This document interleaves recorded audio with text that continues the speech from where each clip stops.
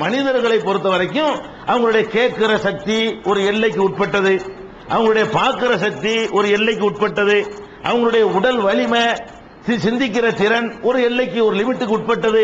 இப்படிங்கிற காரணத்தினாலதான் மனிதன் என்ன செய்யறான்னு கேட்டா, தனக்கு முடியும் போது தானே பார்த்துக்கிறான், முடியலங்கும் போதுதான் நீங்க இதை பாருங்க, ஒரு கம்பெனி வச்சிருக்கும் போது அவன் தான் பார்த்துக்கிட்டு இருக்கான், ஒரு பெட்டிக்கடை வச்சிருக்கும் போது அவன் தான் உட்கார்ந்துகிட்டு இருப்பான். அது 4 பெட்டிக்கடையா போகும்போது தான் இன்னொரு 3 பேரை அவன் சேர்க்க வேண்டி வருது. அப்ப ஒரு மனிதன் தனக்கு இயலவில்லை என்ற காரணத்தினாலதான் இப்படி எல்லாம் செட்டப் பண்ணி நிர்வாகம் பண்றான். அப்ப அல்லாஹ்வை நம்ம எப்படி விளங்கணும்னு கேட்டா, மனிதனுக்கு எப்படி இந்த பார்க்கிற சக்தி ஒரு அளவுக்கு இருக்கிறதோ, நமக்கு எதை பார்க்கல, இப்படி முன்னாடி இருக்கிறதா பார்க்கணும். நமக்கு பார்க்க நம்மளும் பார்க்கறோம், எல்லாம் பார்க்கறான். நமக்கு எதை பார்க்க முடியும் என்று கேட்டால், நம்முடைய பார்வைக்கு எல்லை இருக்குது. என்ன எல்லை? வெளிச்சம் இருந்தா தான் முதல்ல பார்க்க முடியும். பக்கத்திலே ஒருத்தர் இருக்காரு, அமாவாசை இருட்டு, லைட்டே இல்ல, அவர் யாரும் பார்க்கல. நம்ம கண்ணுக்கு பக்கத்தில் 4 அடி பக்கத்தில் இருந்தா கூட நம்ம பார்க்கறதா இருந்தா வெளிச்சம் வேணும், அப்பதான் பார்க்க முடியும். நம்ம எதை பார்க்கிறோமோ அதுக்கு நமக்கு மத்தியில் தடுப்பு இருக்க கூடாது. இந்த செவத்துக்கு பக்கத்தில் ஒருத்தர் இருக்காரு, பார்க்க இயலாது. எவ்வளவு வெளிச்சத்தை போட்டாலும் செவத்துக்கு அங்கிட்டு உள்ளால பார்க்க இயலாது. அப்ப செவர் இருக்கக்கூடாது, ஒரு போர்டு இருக்கக்கூடாது, ஒரு திரை சிலை நம்மளை தடுக்க கூடாது. இப்படி எல்லாம் கண்டிஷனுக்கு உட்பட்டு நமக்கு பார்க்க முடியும். ஒரு அளவுக்கு தூரத்தில் இருந்தா தான் பார்க்க முடியும்.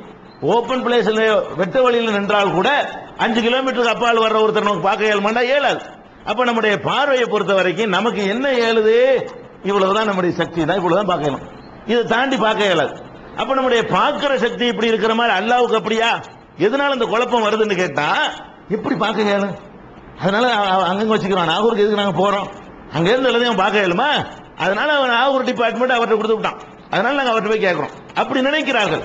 அப்ப அல்லாஹ்வை பொறுத்த வரைக்கும் நம்ம எப்படி விளங்க வேண்டும் என்று சொன்னால், அல்லாஹ்வுடைய பார்வை சக்தி எப்படிப்பட்டது? ஒரு நேரத்தில் நமக்கு 2 கண்ணு இருக்குங்க, 2 கண்ணை கொண்டு 2 காட்சி பார்க்க இயலாம அல்ல நம்மளை அப்படி பழகணும், நம்மளை படைச்சிருக்கான். 2 கண்ணு, இந்த கண்ணை கொண்டு இங்க பார்க்கறது, இந்த கண்ணை கொண்டு இவரை பார்க்க இயலுமா? 2 கண்ணும் சேர்ந்து ஒரு காட்சியை தான் பார்க்கறதே தவிர ஒரு கண்ணு ஒரு பக்கம், இன்னொரு கண்ணு இன்னொரு பக்கம் பார்க்கிற அளவு கூட நமக்கு வலிமை இல்லை. ஒரு டைரக்ஷன் பார்க்க முடியும், அவ்வளவுதான். முதுகுக்கு பின்னாடி நமக்கு பார்க்க இயலாது, ரொம்ப கிட்ட வந்தா கூட பார்க்க இயலாது, ஒரு குறிப்பிட்ட அளவு தூரத்தில் இருந்தா தான் பார்க்க இயலும். இந்த மாதிரி இறைவனுக்கு இருக்குமா? இருந்தா அவன் வேற ஆள்கிட்ட கொடுக்கத்தான் வேண்டி இருக்கிறது. அப்படி இறைவன் இல்ல, அவன் எல்லாத்தையும் பார்ப்பான். இருட்டுல பார்ப்பான், பகல்ல பார்ப்பான், கிட்டத்துல பார்ப்பான், தூரத்துல பார்ப்பான், ஒரு நேரத்தில் எல்லாத்தையும் பார்ப்பான். ஒரு டைரக்ஷன் தான் பார்க்க இயலும். உருண்டையா இருக்கு பூமி, உருண்டைய ஒரு பந்தா இருந்தா கூட கிட்டத்துல வச்சா கூட 50% தான் நீங்க பார்க்கலாம், அங்கிட்டு உள்ள பார்க்க இயலாது ஒரு உருண்டையா இருந்தா கூட. ஆனால் பூமி உருண்டையா இருந்தாலும் கூட அவன் மேலே பார்ப்பான், கீழே பார்ப்பான். ரப்புல் ஆலமீனை பொறுத்தவரை என்னது? பூமிக்கு மேல உள்ளதும் பார்ப்பான், மேல கீழே எது சுழல்கிற உருண்டைக்கு எது மேல எது கீழே, அது சுழல்கிற உருண்டையில ஒரு பகுதி உங்களுக்கு பார்க்க இயலும் மனிதனுக்கு. அல்லாஹ்வுக்கு அங்கிட்டு பார்க்க இயலும், இங்கிட்டு பார்க்க இயலும். இப்படிங்கிறத நம்ம விளங்கி கொண்டோமே ஆனால், அவன் யாருக்கும் எந்த இலாக்காவும் பிரித்து கொடுக்க, அவனே தான் எல்லாத்தையும் பார்க்கிறானே, அவனே எல்லாத்தையும் பார்க்கக்கூடிய நேரத்தில் அவனுக்கு இந்த மாதிரி பிரித்து கொடுக்க வேண்டிய எந்த ஒரு தேவையும் இல்லை. அவனையே நேரடியாக நம்ம அணுகிவிடலாம். இதை நம்ம விளங்கி கொள்ளணும். நம்ம கேட்கிறோம், அல்லாஹ்வும் கேட்கலாம், அது ஒரு முக்கியமானது தானே. கேட்கிறது ரொம்ப முக்கியமானது. கேட்டா தான் அந்த கோரிக்கையை நிறைவேற்றி தர முடியும். அப்ப நம்ம என்ன நினைக்கிறோம்? இந்த பக்கத்தில் விட்டு போய் கேட்டு வந்துடலாம், அவன்கிட்ட தூரத்தில் போய் எப்படி கேட்கறது? அப்படி நினைத்து கொண்டுதான் நம்ம அங்கங்க தர்காக்கள்ல போய் கேட்கிறோம், வேற வேற ஆட்கள்கிட்ட போய், மனிதர்கள்ட்ட போய் கேட்கிறோம். இதுக்கெல்லாம் காரணம் என்ன? அல்லாஹ் இப்படி உலகம் கேட்பான், லட்சக்கணக்கான பேர் கத்த போறோம், அதனால நம்ம இப்படி பிரிச்சுக்கிறோம் அப்படின்னு மனிதனுக்கு செட்டப் பண்ற மாதிரி பண்ணுகிறோம். மனிதனுடைய கேட்கிற சக்தியும் அல்லாஹ்வுடைய கேட்கிற சக்தியும் ஒன்னாண்டு கேட்டா இல்லைங்கிறது விளங்கினது குழப்பம் வராது. என்ன விளங்கி வச்சிருக்காங்க? அல்லாஹ்வை, இறைவனை, கடவுளை என்ன நினைக்கிறாங்கன்னு கேட்டா, அவன் நம்மள மாதிரி தான். நமக்கு எவ்வளவு ஆற்றல் பார்க்கிற சக்தி இருக்கு அவ்வளவு அவனுக்கும் பார்க்க இயலும், நமக்கு எவ்வளவு கேட்க முடியுமோ அவ்வளவு அவனுக்கு கேட்க இயலும் இவங்க நினைக்கிறாங்க. நமக்கு எவ்வளவு கேட்க இயலும்? ஒரு குறிப்பிட்ட தொலைவுள்ள உள்ளது கேட்க இயலும், ஒரு நேரத்தில் ஒருத்தர் பேசினாதான் கேட்க இயலும், அதாவது பிரித்தறிய இயலும். அவ்வளவு பேரும் ஒன்னா கத்திரிட்டு வைங்க, ஒரு கதம்பமா ஒரு கூச்சல் விளங்குமே தவிர நீங்க என்ன கேட்டீங்கன்னு விளங்காது. எல்லாரும் ஆளுக்கு ஒரு கோரிக்கை கத்துறீங்க இந்த சபையில இருந்து கொண்டு. யார் நீ இன்னது கேட்ட, நீ இன்னது கேட்டேன்னு எனக்கு சொல்ல இயலுமா? சொல்ல இயலாது.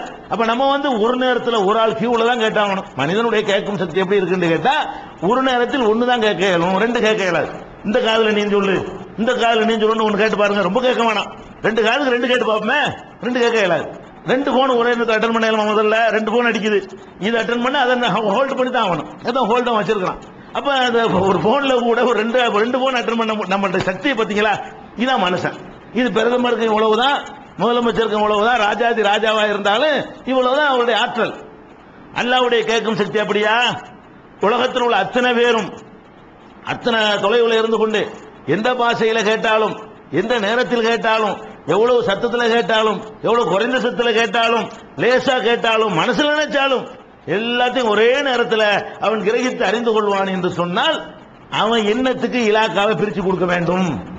7 ஆட்டி தானே பிரிச்சு கொடுப்பான். எனக்கு 7 நான் ஏன் கொடுக்குறேன்? அந்த இறைவனுக்கு நீ பேசுறது அவனுக்கு கேட்க 7 சொன்னா உன்னைய நிர்வகிக்க மேனேஜர் அவனையா நியமிக்க போறான்?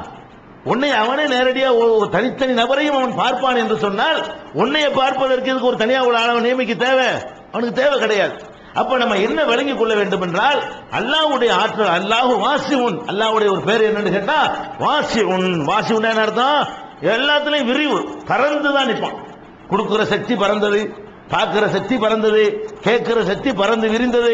இப்படி எல்லாத்திலையுமே நமக்கு இருக்கிற மாதிரி அவனை நினைத்து விடக்கூடாது. இந்த மாதிரியான ஒரு அடிப்படையை நம்ம விளங்கி கொண்டோம்னு சொன்னா அல்லாஹ் இலாக்காக்களை பிரித்து கொடுத்திருக்கிறான் என்பது அடிபட்டு போயிடும். இது கொடுக்கலான்னு வச்சுக்கிறங்க. இஸ்லாமிய அடிப்படையில் யோசிச்சு பாருங்க. இப்படி யாருக்காவது சில இலாக்காக்களை அல்லாஹ் பிரிச்சு கொடுக்கிறான் என்று சொன்னால் திருக்குறான்லையும் இஸ்லாமிய நம்பிக்கை பிரகாரமும் அவனுடைய படைப்புகள்ல 2 பேரும் நம்ம உயர்ந்து நிக்கிறாங்க. அல்லாஹ்வுடைய படைப்புகள்லயே மனிதர்கள்ல 2 பேர் டாப் பண்ணி நிக்கிறாங்க. அந்த 2 பேர் இடத்தை யாருமே அணுக முடியாது. அந்த அளவுக்கு சிறப்பானவர்களாக 2 மனிதர்கள் தான் நமக்கு காட்சி தர்றாங்க.